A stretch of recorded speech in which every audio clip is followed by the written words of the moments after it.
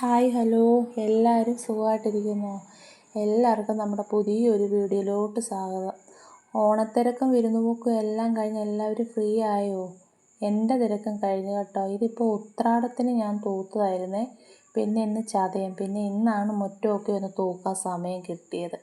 എല്ലാവരും ഓണത്തിന് ബന്ധുവീടുകളിലൊക്കെ പോയില്ല, ഞാനും പോയി. സദ്യയൊക്കെ കഴിച്ച് കിറിഞ്ഞ് പായസമൊക്കെ കുടിച്ച് ഒരു പരുവമായി. പിന്നെ ഇപ്പം നമുക്ക് തോന്നും എല്ലാം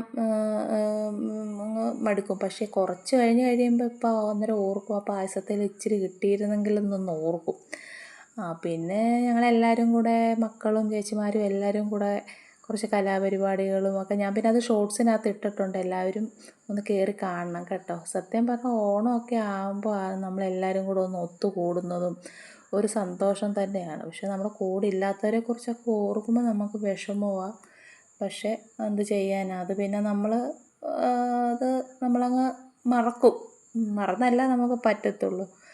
അപ്പോൾ അതൊക്കെ അങ്ങനെ. ഇതിപ്പോൾ ഇന്നാണെങ്കിൽ എൻ്റെ അമ്മ അത് ഉത്രാടത്തിൻ്റെ അന്ന് വൈകിട്ടെല്ലാം തൂത്തൊക്കെ വൃത്തിയാക്കിയതാണ്. പക്ഷേ അത് പിന്നെയും കരിയിലൊക്കെ കയറി അങ്ങ് മൂടി. പിന്നെ അതെല്ലാം വൃത്തിയാക്കി.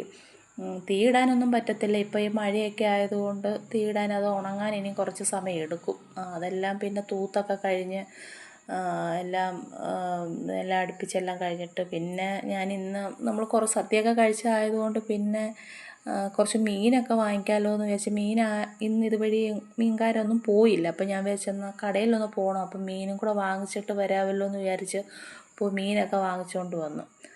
ഇത് പിന്നെ ചൂര മീനായിരുന്നു കേട്ടോ. ഇതിപ്പോൾ വെട്ടിയാലും നമ്മൾ പൈസ കൊടുക്കണം, വെട്ടിയില്ലെങ്കിലും പൈസ കൊടുക്കണം. അപ്പോൾ വെട്ടി ഞാൻ വാങ്ങിച്ചു. അതിന് നമ്മൾ പ്രത്യേകം ചാർജൊന്നും അവർ വാങ്ങിക്കാറില്ല.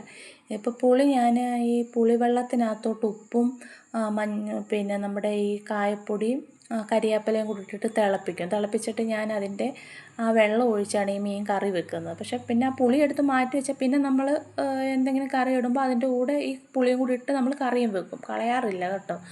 അപ്പം ഇതിപ്പോൾ ഇതിനകത്ത് ഞാൻ വെളിച്ചെണ്ണ ഒഴിച്ചിട്ട് കടുകിട്ടില്ല, ഉലുവയും മുളക് പൊടി പിന്നെ ഈ പുളിവെള്ളവും കൂടെ ഒഴിച്ച് നല്ലപോലെ നമ്മളത് പറ്റി എണ്ണ തെളിഞ്ഞ് വരുന്നിടം വരെ നമ്മളത് ഇളക്കി ഇന്നത്തെ മീൻ ഞാൻ കറി വെച്ചത്. പക്ഷേ കൊള്ളായിരുന്നു, ടേസ്റ്റൊക്കെ ഉണ്ടായിരുന്നേ. പിന്നെ അതിനകത്തുനിന്ന് കുറച്ച് ഞാനെടുത്ത് വറക്കാനും മാറ്റി വെച്ചായിരുന്നു. ഇതിപ്പോൾ ഇന്ന് വാങ്ങിക്കാൻ കാര്യമെന്ന് പറഞ്ഞാൽ നമ്മൾ മീൻ കുറച്ച് ദിവസമായല്ലോ ഉപയോഗിച്ചിട്ട്. അപ്പോൾ ഞാൻ വിചാരിച്ചെന്നാൽ ഇന്ന് മീൻ സദ്യയൊക്കെ കൂട്ടി എല്ലാവരും മടുത്തിരിക്കുമല്ലേ. അപ്പോൾ പിന്നെ അതിനകത്തുനിന്ന് ഞാൻ കുറച്ച് മീനെടുത്ത് വറക്കാനും വെച്ച്. ഇതിപ്പോൾ കരിയാപ്പിലയ്ക്ക് ക്ഷാമമൊന്നും ഇല്ലാത്തതുകൊണ്ട് പിന്നെ കരിയാപ്പില ഇഷ്ടം പോലെ ഇവിടെ ഉണ്ട്.